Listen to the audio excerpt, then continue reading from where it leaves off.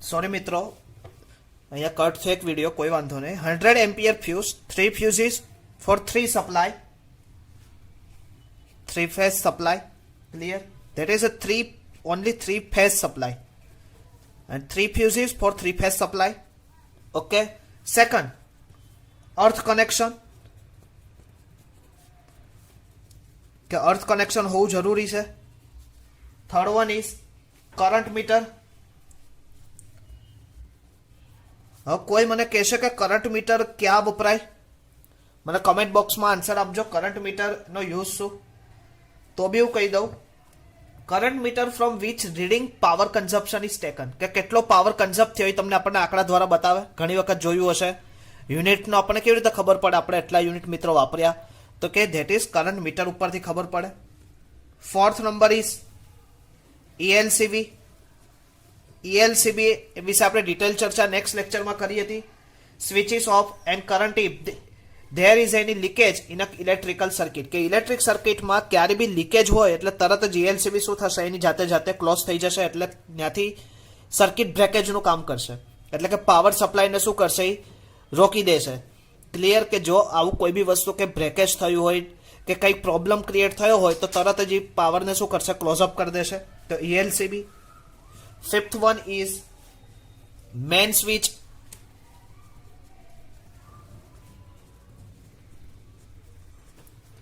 Six one is main switch to switch off on or off supply. Main switch એટલે તમને બધાને ખબર છે, ઘણી વખત મેન સ્વિચ એટલે કે જે પાવરનો મેન કે જ્યાંથી આવતો હોય આપણા ઘરમાં, તો એનું મેન સ્વિચ કે જ્યાંથી ઓન ઓફ કરવાથી પાવર કટ ઓફ અને કટ ઓન થાય. ક્લિયર? 6 fuse chamber. આજે તમે લોકો બધા મિત્રો એક વખત ઘરે, તમારા ઘરે જે જગ્યાએ પાવર સપ્લાય હોય એ જગ્યાએ એક વખત જોજો. મીટર હોય ને ત્યાં આ વસ્તુ ખાસ જોજો, કેમ કે એઝ પર એક એન્જિનિયર તરીકે આ બધી વસ્તુ આપણે જાણવી જરૂરી છે.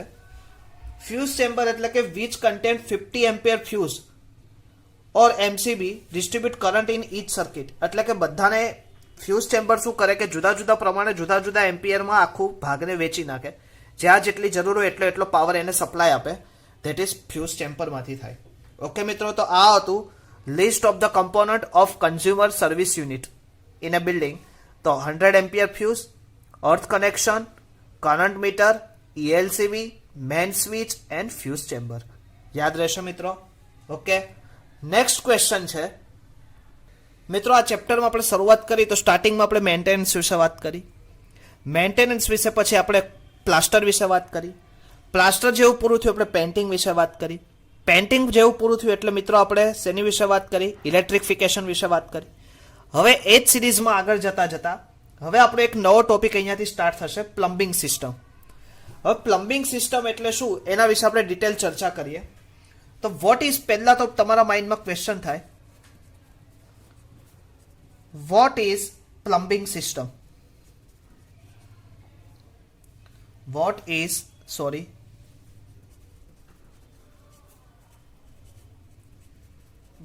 plumbing system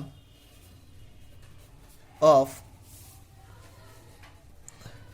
building? What is plumbing system of building, કે કેટલા ટાઈપ્સની પ્લમ્બિંગ સિસ્ટમ છે બિલ્ડિંગમાં. ક્લિયર? તો સૌથી પહેલા તો પ્લમ્બિંગ સિસ્ટમ એટલે શું એની ડેફિનેશન. પ્લમ્બિંગ સિસ્ટમની ડેફિનેશન આવી રીતે થાય, the entire system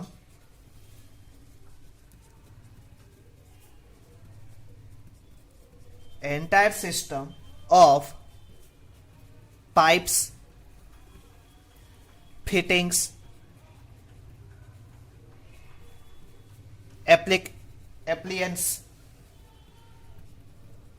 appliances etc. to provide, એવા ઘણા બધા યુઝ થાય. ટુ પ્રોવાઈડ એ શું કરે, provide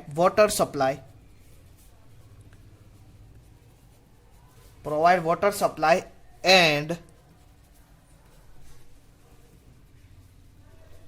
drainage in a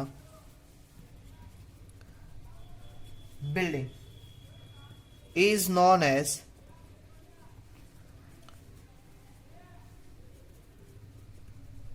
plumbing system. Clear? યાદ રહેશે. The entire system of pipe, પાઇપનું ફિટિંગ અને પાઇપ એપ્લિયન્સ કે એની માટે ઘણા બધા વધારાના સાધનો, વધારે ઘણું બધું two provide water supply and drainage in building is known as plumbing system. કે એવી સિસ્ટમ કે જેના દ્વારા એ પાઇપ હોય, પાઇપનું ફિટિંગ હોય કે એવા ઘણા બધા એપ્લિકેશન્સ કે બીજા બધા ઘણા બધા ફેક્ટરો કે જેના દ્વારા તમારા ઘરે પાણી આવી શકે, એટલે કે વોટર સપ્લાય થઈ શકે, એઝ વેલ એઝ ડ્રેનેજનું નિકાલ થઈ શકે. એવું ના તો કે ઘરમાં એને બિલ્ડિંગમાં, તો એને શું કહેવાય? Plumbing system. ક્લિયર? તો આપણા ઘરમાં પાઇપોનું પાઇપ આપણા ઘરે ઘણી બધી તમે જોઈ હશે. તો એમાંથી આપણે જોઈએ તો plumbing system mostly divide in 2 parts. Plumbing system classification of plumbing system. The classification of plumbing system is mostly divided into 2 parts મિત્રો. એક તમારા આપણા ઘરમાં સૌથી વધારે કોનું યુઝ થાય તો કે water supply system. And second આપણા ઘરમાં તમને બધાને ખબર છે સેનેટરી અથવા તો ડ્રેનેજ સિસ્ટમ. એને સેનેટરી નામ પણ આપી શકાય, સેનેટરી અથવા તો ડ્રેનેજ સિસ્ટમ. ઓકે. હવે તમને એમ થશે કે સર વોટર સપ્લાય સિસ્ટમમાં એવા તો કયા બીજા પાઇપ આવે? તો કે તમને બધાને ખબર હશે તો કે સૌથી પહેલા આવશે supply and distribution pipe. Supply and distribution pipe. Clear? બીજું આવશે કનેક્શન પાઇપ. કનેક્શન તો કરવું પડશે, એલ્બો લગાડવો પડશે, એલ લગાડવું પડશે, ક્લિયર, સી લગાડવું પડશે, ટી લગાડવું પડશે. તો કે ધેટ ઇઝ કનેક્શન. પછી ડોમેસ્ટિક સ્ટોરેજ કરવા માટે તમારે કંઈક ટાંકી બનાવવી પડશે, ડોમેસ્ટિક સ્ટોરેજ.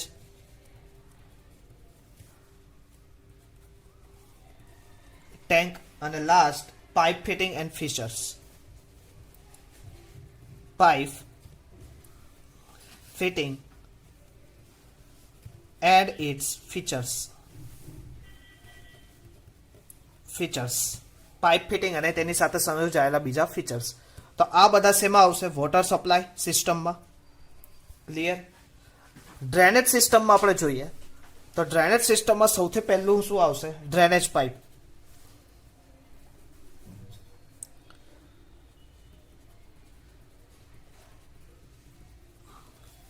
પછી શું આવશે? એપ્લિયન્સીસ. એપ્લિયન્સીસમાં મેં હમણાં જ કીધું WC, ટ્રેપ્સ, સિંક કે એવી ઘણી બધી જગ્યાએ તમારે યુઝ થશે. ક્લિયર? સેકન્ડ,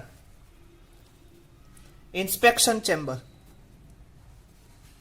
ગટરનું ઢાંકણું તમે જોયું હશે, inspection chamber. House ware line.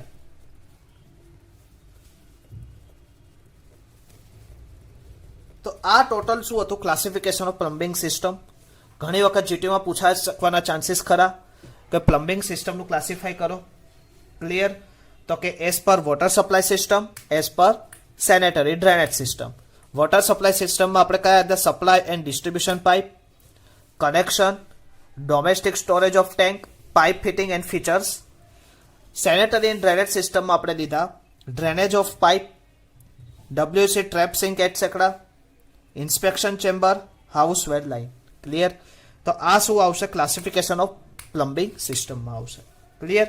હવે મિત્રો maintenance in pipe in building, કે પાઇપનું મેન્ટેનન્સ પણ જરૂરી છે. જેવી રીતે તમે પ્લાસ્ટરનું મેન્ટેનન્સ કરો, જેવી રીતે તમે પેઇન્ટિંગનું મેન્ટેનન્સ કરો, જેવી રીતે તમે લોકો મિત્રો હમણાં જ આપણે કર્યું ઇલેક્ટ્રિફિકેશનનું ધ્યાન રાખીએ, તો એવી જ રીતે મિત્રો આપણે લોકોએ પ્લમ્બિંગનું પણ કન્સિડરેશન કરવું પડશે. ક્લિયર? તો આપણે જોઈએ explain maintenance of pipes in building. Explain which types conducted step to be maintain plumbing system in building.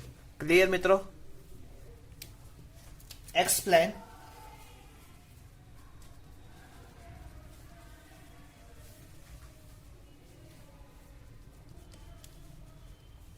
maintenance of pipe in building.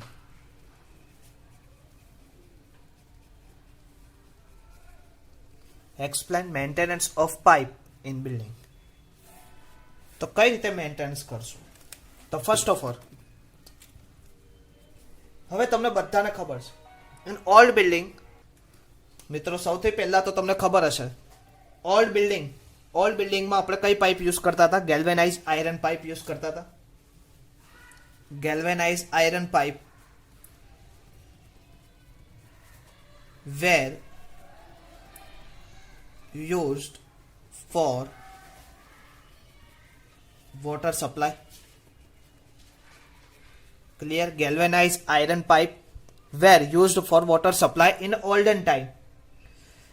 પણ જીઆઈ પાઇપ, હવે જીઆઈ પાઇપ આપણે યુઝ કરીએ, ઇઝ કોરોડેડ. હવે એના રીઝન હતા, ઇઝ અ કોરોડેડ રેપિડલી, એટલે કે જલ્દીથી શું થાય છે, એમાં કાટ લાગી જાય, કોરોડ રેપિડલી. હેન્સ હવે આ જ જગ્યાએ અત્યારના સમયમાં ગેલ્વેનાઇઝ આયરન પાઇપ ક્યારે ઓલ્ડ ટાઈમમાં યુઝ થતા હતા, પણ અત્યારના રિસન્ટ ટાઈમમાં અથવા તો મોડર્ન ટાઈમમાં એની બદલે મોડર્ન ટાઈમમાં અત્યારે શું વપરાય છે? UV resistance plastic pipe. તમે નવા બિલ્ડિંગોમાં જોયા હશે, અત્યારે જેટલા બી નવા બિલ્ડિંગો કન્સ્ટ્રક્ટ થતા હશે એમાં બી આપણા ચૌધરીને ખાસ ખબર હશે, પ્રમુખ ગ્રુપવાળાને, કે સૌથી વધારે ડ્રેનેજ સિસ્ટમમાં જો કોઈ પાઇપ યુઝ થતું હોય તો અત્યારે કયું યુઝ થાય? UV ultra violet resistance plastic pipe. Clear? Ultra violet resistance plastic pipe એ સૌથી વધારે યુઝ થાય. ક્લિયર? તો આ હતું મોડર્ન. તો પહેલો પોઈન્ટ, ગેલ્વેનાઇઝ આયરન પાઇપમાં કોરોડ થવાના ચાન્સીસ વધારે હતા, તો એને રિપ્લેસ કરીને અત્યારે આપણે કયું યુઝ કરીએ? Modern UV resistance plastic pipe. Next, the leakage through galvanize iron pipe may be either due to joints or due to corrosion. હવે ગેલ્વેનાઇઝ આયરન પાઇપમાં મિત્રો આપણે ગેલ્વેનાઇઝ આયરન પાઇપ યુઝ કરતા હતા, તો એમાં બે રીતે, કાં તો તમારું જોઈન્ટ્સ અથવા તો પાઇપ તમારી કેવી થઈ ગઈ, કોરોઝન થઈ ગયો હોય, કાં તો ખવાઈ ગયું હોય, તો એવી જગ્યાએ તમારું શું થતું હતું? લીકેજ થતું હતું. મિત્રો તમારે આ વાક્ય પૂરું કરવાનું. Galvanize iron pipe leakage through either joint either at corrosion in a pipe. Clear? The joint may be sealed by applying sealant and corrugated pipe is replaced a new pipe. હવે આ જ જગ્યાએ અત્યારે આપણે લોકોએ શું કર્યું? કયા જોઈન્ટ્સમાં આપણે જોઈન્ટ્સ તમારું ખરાબ થયું હોય તો જોઈન્ટ્સમાં તમે લોકોએ શું કર્યું? રિપ્લેસ કરીને તમે સીલેન્ટ કર્યું, સીલેન્ટ લગાવી દીધું. અને કોરોઝનને અટકાવવા માટે તમે લોકોએ શું કર્યું? કોર્યુગેટેડ પાઇપનો યુઝ કરતા થયા, જીઆઈ પાઇપના અથવામાં. કે એમાં શું થયું? કોરોઝન સાથે સાથે જોઈન્ટ પણ સારા આપવા લાગ્યા, તો એને લીધે આપણી પાસે એક નવો ઓપ્શન ક્રિએટ થયો. ક્લિયર? નેક્સ્ટ મિત્રો, the leakage through cast iron fitting normally occur below the water closet. હવે બીજું, આ ગેલ્વેનાઇઝ આયરનનું કામ પૂરું. હવે એની પછી બીજો આવે cast iron pipe, CI pipe. CI fittings સૌથી વધારે ક્યાં થાય? આપણે fittings, CI fittings normally occurs below the water closet line, below the water closet, WC, or the floor trap. Clear? These defects occur due to seepage. હવે આ વખતે શું થતું કે ત્યાં defect occur due to seepage through the gap between floor and P trap or the floor trap. This leakage can be repaired and plugged by the replication of suitable sealant in a gap.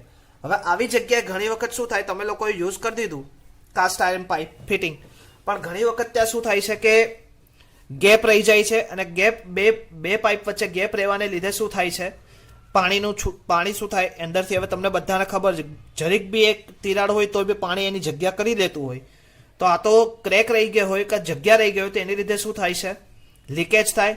અને લીકેજને repair કરવા માટે તમારે repair and plugged by application of suitable sealant in gap, એટલે તમારે શું કરવું પડે, એક સીલ મૂકી દેવું પડે, અથવા તો આપણે ખબર ઓન ઓફ કરવા માટે એક સીલ આવ્યું છે અત્યારે ફાઈબર એપ્લિકેશન, તો એ તમારે પ્રોવાઈડ કરવું પડે. Next, the joints are filled with lead. The joints are filled with lead to close the gap.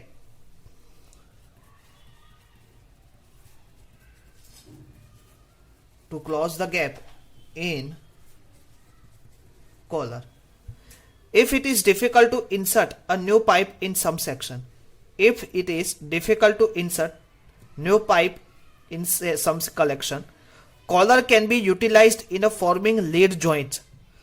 Caller સૌથી વધારે ક્યાં યુઝ થાય, તો કે collar are mostly used in a forming of lead joint. Forming of lead joint. Clear? તો આ હતું explain maintenance of pipe in building. તો કે અત્યારે મોડિફિકેશનને લીધે ઘણો બધો ચેન્જીસ એમાં પણ થયો છે. ઓકે, હવે ડિફેક્ટ્સ ઇન ઓવરહેડ ટેન્ક. હવે તમે બધાને ખબર હશે ઓવરહેડ ટેન્ક આપણે જોઈએ છે, તો કે ઓવરહેડ ટેન્કમાં ડિફેક્ટ કેવી રીતે થાય એના વિશે આપણે ડિટેલ થોડીક ચર્ચા કરી લઈએ. Least likely defects, least likely defects in overhead tank. તો કયા કયા આવશે? તો કે ડિફેક્ટ્સ એટલે શું થાય? સૌથી પહેલા તો ડિફેક્ટ્સ એટલે ડેમેજ થવું, તૂટવું.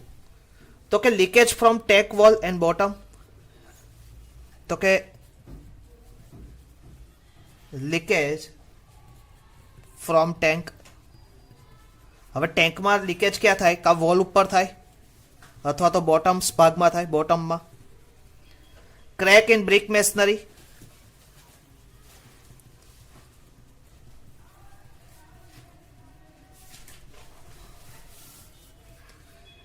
રસ્ટિંગ ઓફ રેન્ફોર્સમેન્ટ એટલે ખવાણ થવું.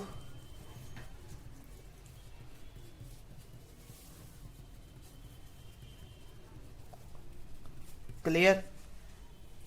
એપિરિયન્સ of ડમ્પનેસ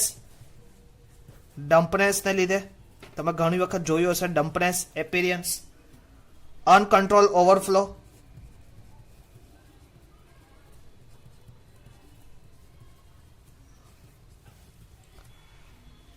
uncontrol overflow. And next, cracks or punctures of plastic tank. Crack or punctures of plastic tanks. Clear મિત્રો? તો આ શું હતું? આજે આપણે કેટલા ચર્ચા કરી?